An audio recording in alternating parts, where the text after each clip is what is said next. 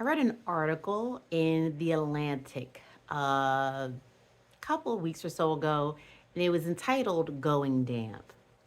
And so basically, it was about dry January and this idea instead of doing dry January, doing damp January.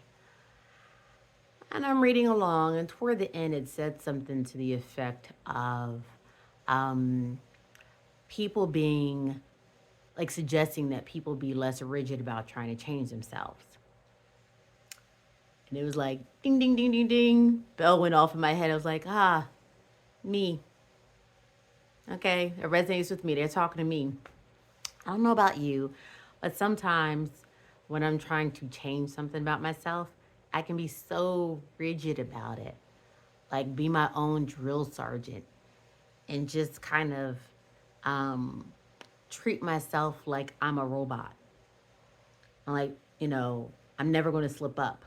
Um, I make no room for ease. I'm just like a taskmaster with myself, toward myself. And sometimes it's like I cause myself to suffer to try to get to the change that I want, that I think is going to make my life better, make me better in some way. And there's so much pressure and it's so intense. And it's like, yeah, I could stand to be less rigid about trying to change myself, whatever it applies to. So I wasn't doing dry January. I wasn't doing damp January. I was just doing January. But this idea of being less rigid about trying to change oneself, yourself, like adding some ease into the effort, um, allowing room for slips, allowing room for not going so hard, um, allowing room for there to be imperfection.